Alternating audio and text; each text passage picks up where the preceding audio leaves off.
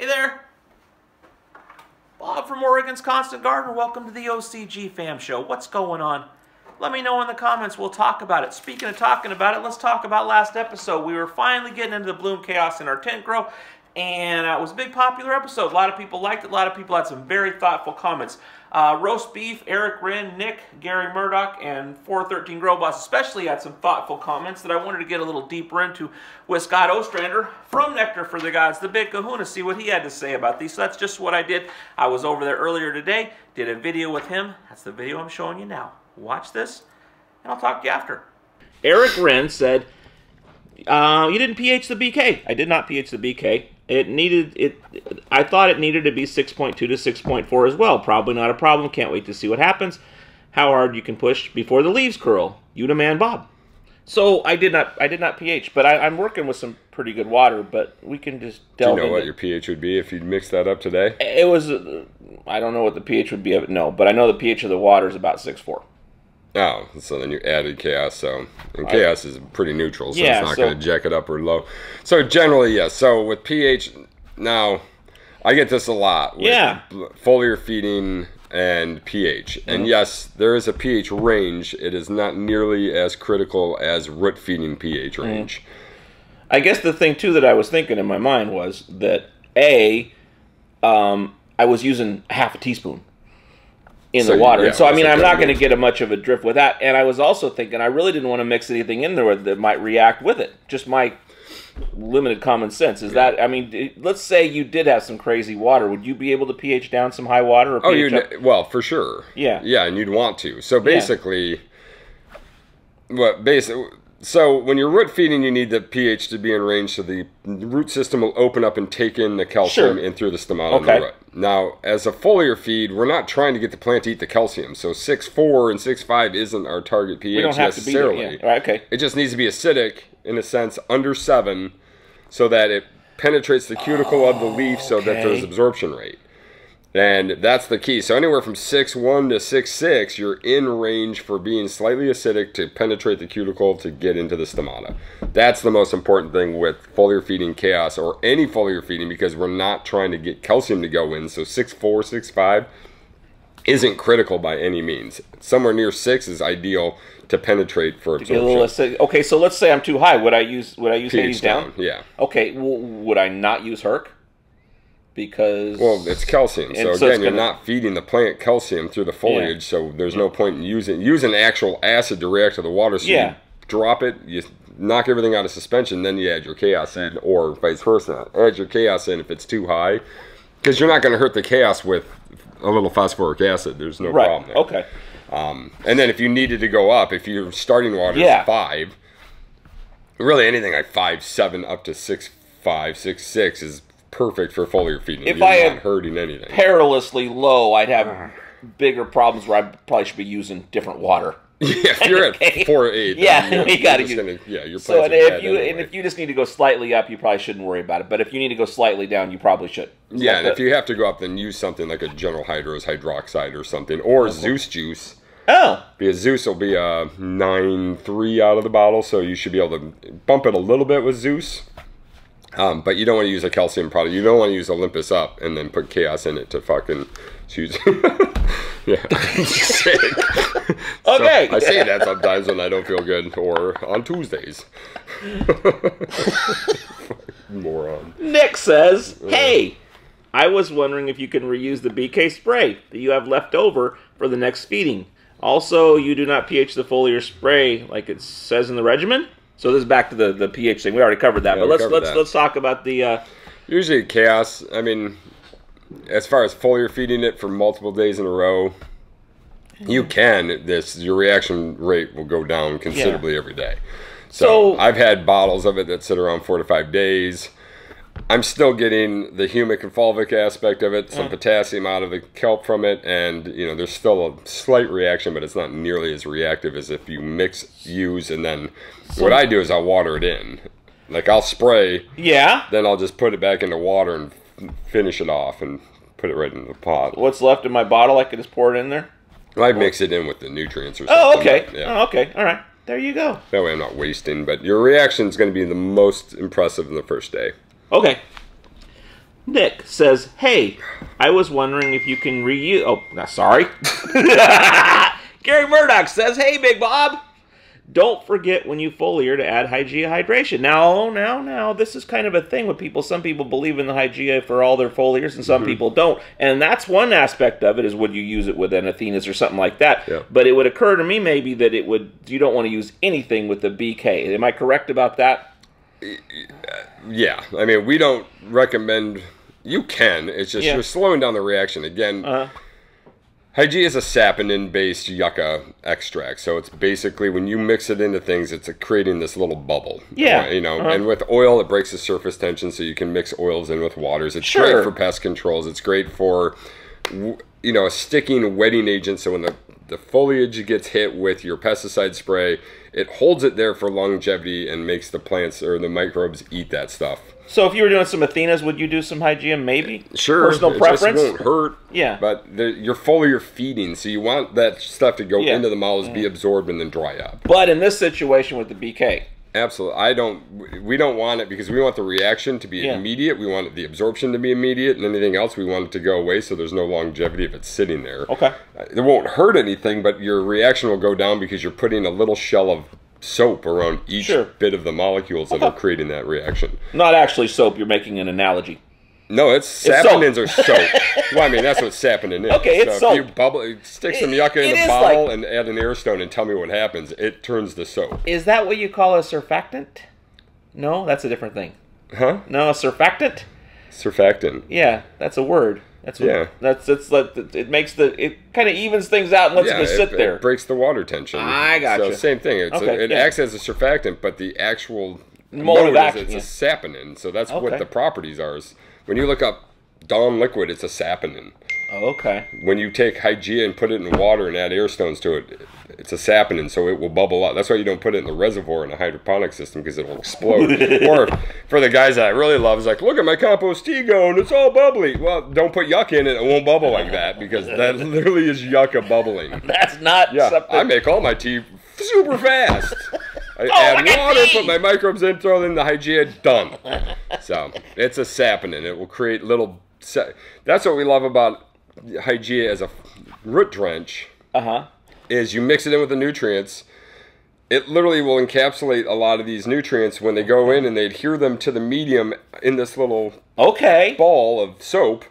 And soap is the word I'm using. Yeah. But it holds it there, and then your mycorrhiza loves saponin. Will sit there and tap into that, and then also take the molecule of food that it's surrounding. So it gives this longevity of the food in the soil that the fungus can access because they want to eat that saponin. So a lot of the advantages I'm getting on my leaf are similar somewhat to the advantages I would also get for long term, for pesticide sprays. Yep. Okay, and also maybe like if you had to wait a long time between waters or something, if you were going out of town for the day or something. Well, but that doesn't necessarily work for holding moisture longer. It just keeps it so it doesn't wash out the bottom. Okay.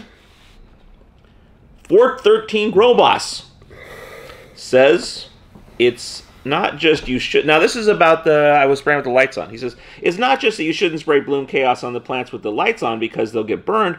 When it's dark, the leaves open up these pores that let nutrients and things. You should be spraying them in the dark because the pores... I'm not reading it very well. The pores open up to the point where they're more able to suck in the good things in the Bloom Khaos. What do you think about that? It's not entirely wrong, but the reality is that, a lot of people don't like foliar feeding in the dark because of things like mildew, mold, pathogens that can be created from a moist, humid environment without the light cycle. So he's correct. The stomata are wide open in the dark cycle. They tend to close up during the day. What we encourage people to do with Bloom Khaos is go ahead and foliar feed as the lights are coming on because the stomata are still wide open. They don't close down until it starts getting above 78, 80 degrees. Then they start to shut down. And only just to slow down transpiration so they don't dehydrate. So if you can get in there and your lights are on at 8 a.m. or 8 p.m., whatever, so at 8, you're in there at 8:15, 8:20, foliar feeding, there's two great things. A, the lights aren't intense yet. The plant can absorb it and gently dry off before you actually would have any risk of kind of burning. And what Khaos won't burn. creates magnifying glasses of water droplets that the light will penetrate through and burn through magnification of light, not nutrition burn. Okay. There's not enough parts per million in a teaspoon per quart of chaos to actually burn the plant. It would be more of magnifying the light. Now, I know this is maybe totally off topic or whatever, but with the car, you know, like you get water spots on your car, they say a lot of times it's not that the sun burned a hole in the car, it's that all the calcium minerals, or whatever was the minerals that were in the water. That's it. The white stuff on your mirror isn't because the fluorescent light above your mirror in your bathroom cooked them on there. It's because it's all the stuff that was in the water. But really, with that, we see more burning, and it's literally because you put a dome of I mean, we've all killed ants with magnifying glasses. That's what you're doing. You put a bunch of magnifying glasses on the surface of your leaf. That's why we encourage fine mist, foliar feeding from the bottom, so it's going up, trying not to get a bunch on the top. They don't absorb a lot from the top. There's more waxy surface here. I always like a lot below, and then I do a little on top. Would you skip the top, or like because they don't mind the top? I mean, it takes the dust off because the whole point of the top of the leaf is to create a waxy barrier to sow dust and penetration of molds and spores don't attack the top of the leaf. Everything's below. So if you just rinse off the top every once in a while, that's why all these pesticides guy calls them leaf wash. And you need to wash your leaves. My slightly acidic solution is not going to affect that waxy stuff. You would have to hit them with like a 3.0 to actually dissolve that so it drips off. You know, that's the carnauba wax in cars. We're getting into the car thing, but that's the top of leaves in Brazil. Yeah, when you start doing them in a tent, let me know. All right. So now so I guess the darker the light is a personal preference within a good zone of everything being perfect. Yeah. But if you have some issues like you got a super bright light, you got a super humid room, you got some other stuff you're fighting, you may need to be careful about how you do this. You'd want to watch your environment. And I know there's a lot of big farms out there. You'll go up there and they'll have foliar applications about an hour before lights on. And they're in there with their green lights and their headlamps and they're in their fogging and stuff, but their lights are kicking on within an hour of them being done, so they're not going to run the risk nearly as much of creating an environment for mold and mildew to form. So that's the biggest fear for me in these small rooms. Like I'm in a little tent, so if I take in my 10 by 10 and it's all closed off and my dehumidifier isn't up to speed, I could cause problems by foliar feeding at the beginning of a night cycle. Plus, at the very beginning of a night cycle, when the lights just go off, the stomata are at their most closed for the day because now they have to cool down, rest, and then they start to open up. So ideally, right before they turn on or within the first hour of them being on. And really, it's a temperature thing. So once the temperature gets above 85, they're not foliar feeding anyway, so you can hit them for hydration, but they're not going to eat a lot. Okay. Now, that's the questions. I don't know this is a question, but Roast Beef had some comments that I thought were interesting we could chat about. Are you ready? If you want to play with BK, you should do a slurry to make sure you have the ppm's food to support the foliar spray. As a rule of thumb, like Bob did, is feed them foliar spray. I like to foliar with the lights off, root drench BK. This is very important. Mix in last, it reacts quick. So for the root drench, she's like, it's very important to add that last. Right at the end. Yeah. Okay. Start foliar with a very low dose and work up. That's what I was doing. Yep. Because you will know in 24 hours if it's great or oh shit, now what? And for the flower guys, don't foliar at second week. What's really awesome about BK is you can control the height of the plant either by foliar or root drench. Just make sure to get the nutrients in the soil that support the BK.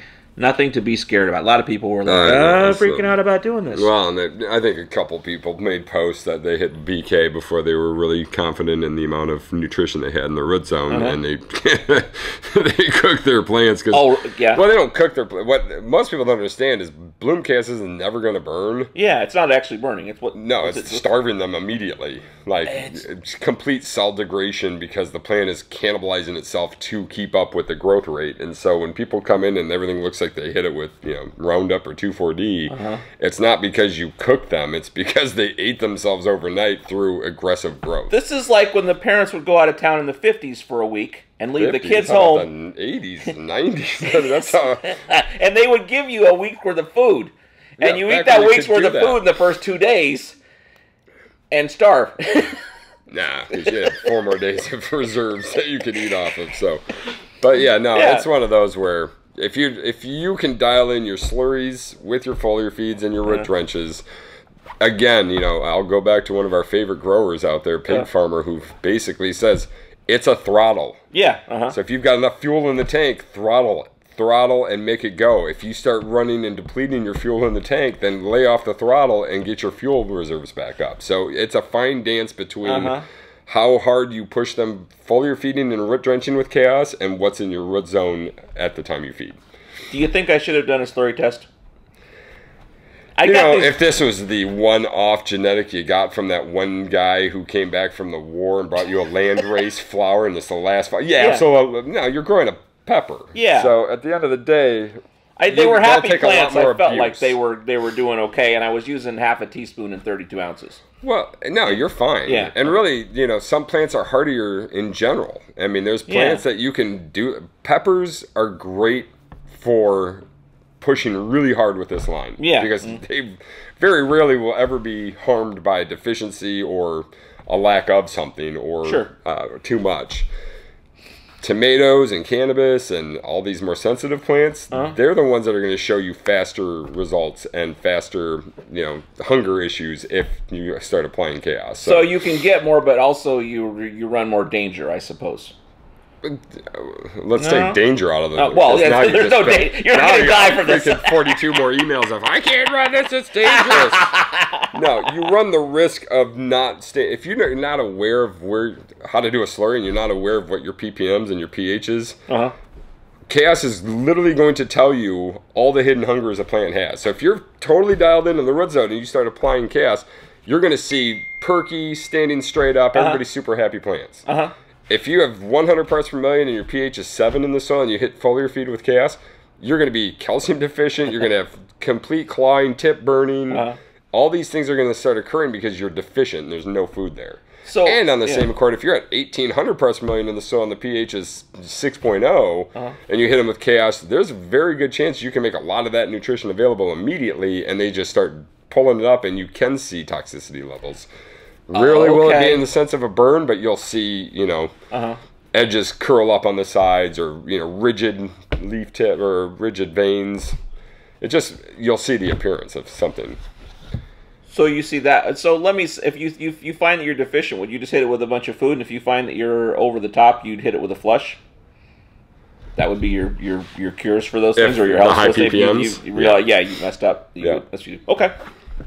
Did I cover it? I think so. Okay, that was fun. I hope you found that informative and entertaining. We're going to get into more of that next week. I'll be working on the Bloom Khaos thing. So if you got questions, comments, keep them coming. I'll talk to you on Monday. I love you.